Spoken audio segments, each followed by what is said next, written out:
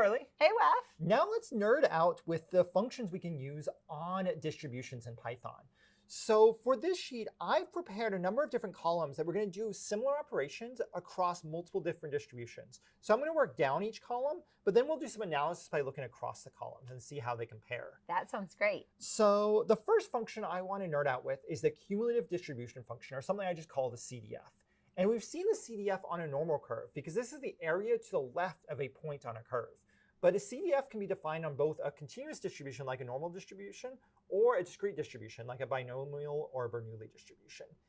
And the CDF specifically is where the probability of x is less than or equal to some given x value. So for the normal curve, this is going to be z values.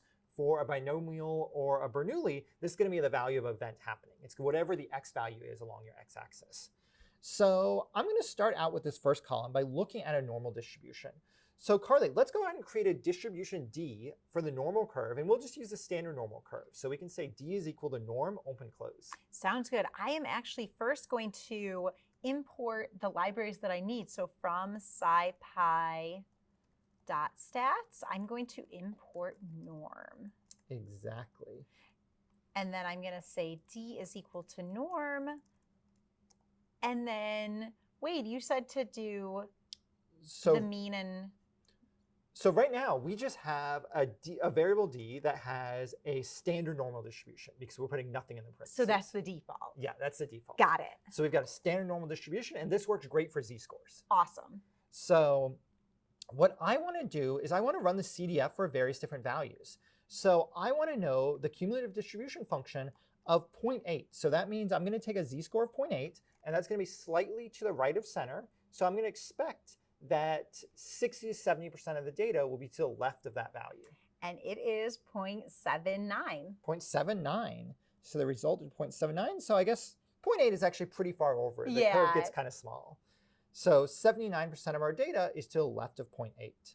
And we can use the CDF function on any value we want. So what about d.cdf of negative 0.5? This is now to the left of center, so it should be a value smaller than 0.5. 0.31. 0.31. So for a z-score of negative 0.5, we see that 31% of the data is to the left of that z-score. d.cdf of 0 should be, what's the cumulative distribution function right in the middle? I expect this to be 0.5, but you want to check to see that Python's doing what we think? Let's go ahead and check. And we get 0.5. So d.cdf of 0.5. And more an extreme value, so d.cdf of 2 is going to be all the values to the left of the 2 on the z-score. And that is 0.977. 0.977, which is almost all of our data, almost 100%.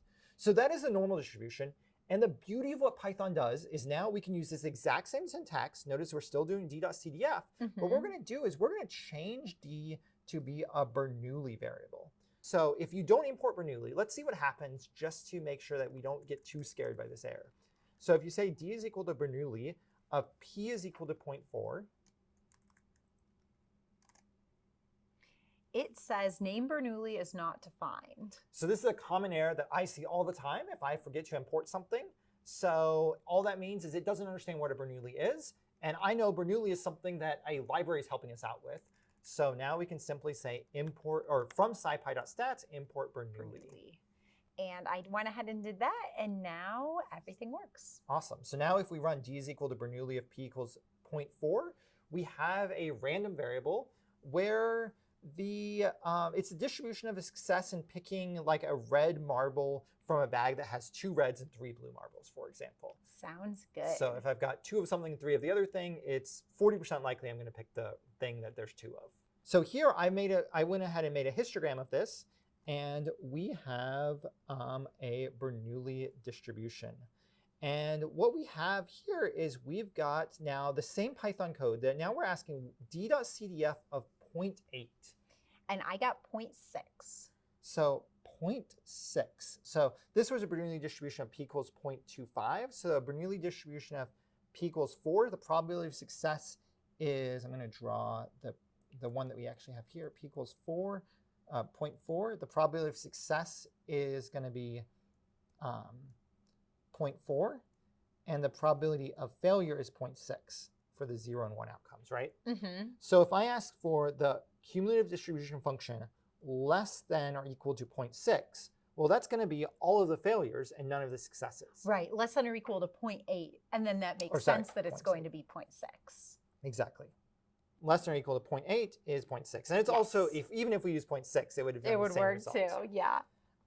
So to kind of prove that point, let's do d.cdf of 0.5. Of 0.5. So how much of the data is less than 0.5? That is going to be 0.6 as well. Also 0.6, because 60% of our data is over to the left of 0.5. So 60% of our data is to the left of 0.8, 60% of our data is to the left of 0.5. All right, what about d.cdf of 1? That actually gives me 1.0. 1.0. And the cumulative distribution function is the value of everything up to and including that point. So we often say to the left, and that works for continuous distributions. Right. But when you think of discrete distributions, to the left includes the point that we're actually at. So at exactly 0.1, we have all of the successes and all of the failures, or 100% of the data. That makes sense. And then thinking about, what about d.cdf of 2? That is also 1.0. 1.0. So that's exactly what we think. So 2 is to the right of our entire graph. So that is 1. So let's look at the final distribution. Let's look at a binomial distribution. So I'm going to create a binomial distribution for an example multiple choice exam. We've been doing that. And this exam is going to have just 5 questions, keeping it simple. And we'll have only 4 choices on this test. So because there's 5 questions on this test, we have a binomial distribution with n equals 5 and p is equal to 0.25. And in Python, we don't write out the whole word binomial. The library simply uses binom.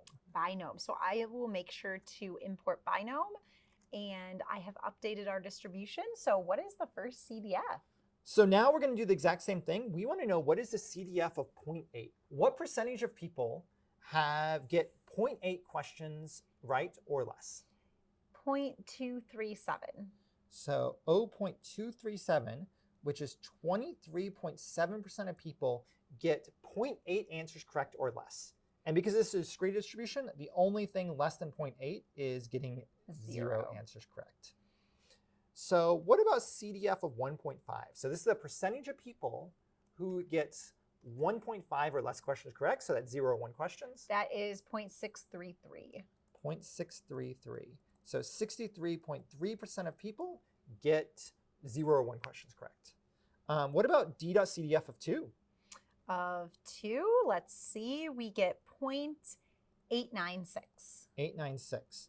So in a multiple choice exam with 5 questions where there's only 4 options, 89.6% of people get 2 or fewer questions correct. Interesting. So and this is the idea of the CDF. Of all of these, all we're doing is taking the data to the left of a point. And we're doing this for every single distribution the exact same way. And what about getting 10 or fewer questions correct? So that one is 1.0 or 100%. Yes. So 100% of people get 10 questions correct or less. Obviously, you can't even get 10 questions correct. Right. So that makes sense that it would be 100%. Exactly. So this is a cumulative distribution function. This is the idea that for any distribution, no matter what it is, whether or not it's a normal distribution, a binomial, or a Bernoulli, or even a distribution we haven't even talked about yet, every single distribution always has a CDF defined for it. And the CDF is always going to tell us, given a value, how many people are at that value or less than that value, or to the left when we draw that curve. So this is a really, really useful function. It's going to come up a ton throughout all of your journey as a data scientist.